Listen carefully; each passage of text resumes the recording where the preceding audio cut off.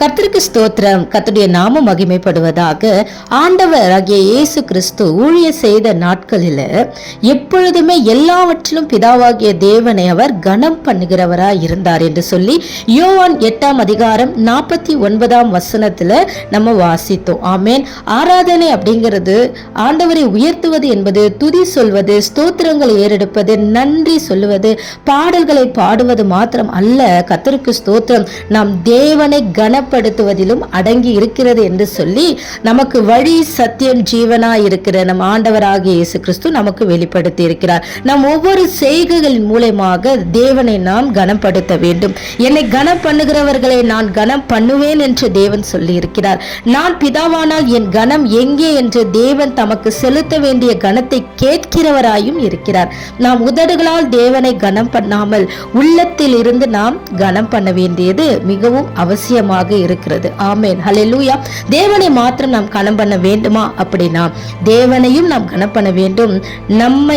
நம்மை பெற்றெடுத்த தாய் தகப்பனையும் நாம் என்ன பண்ணணும் அப்படின்னா கனம் பண்ண வேண்டும். முதிர் வயது உள்ளவர்களை கனம் பண்ண வேண்டும். ஆமேன். ஹல்லேலூயா. எல்லாவற்றிலும் என்ன பண்ணணும்னா கனம் பண்ணணும்.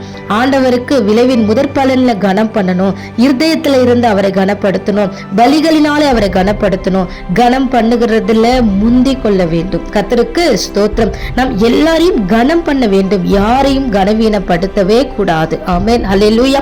ஆண்டவராகிய இயேசு கிறிஸ்து பரிசேயர், சதுசேயர், வேத பாரகரால் கனவீனம் பண்ணப்பட்டார். ஹல்லேலூயா. ஆண்டவரை பிசாசு பிடித்தவன் என்று சொல்லும் பொழுது ஆண்டவர் அந்த இடத்துல அவ்வளவு ஒரு அழகாய், நான் என் பிதாவை கனம் பண்ணுகிறேன், நீங்கள் என்னை கனவீனம் பண்ணுகிறீர்கள் என்று சொல்லி சத்தியத்தை சத்தியமாய் போதித்தவர் நம் ஆண்டவராகிய இயேசு கிறிஸ்து. ஆமென். ஹல்லேலூயா. அந்த நல்லவரை, கிருபை உள்ளவரை, சத்தியம் உள்ளவரை, சத்தியமானவரை கனம் பண்ணுங்கள். கர்த்தர் உங்களை ஆசீர்வதிப்பார். உங்கள் குடும்பத்தையும் சந்ததியும் அவர் ஆசீர்வதிப்பார். ஆமென். ஹல்லேலூயா. ஏனென்றால் தேவனை ஒருவர் கனம் பண்ணும் பொழுது தேவன் அவர்களை கனம் பண்ணுகிறவராய் இருக்கிறார். ஆமென். கர்த்தர் உங்களை கனம் பண்ணுவாராக.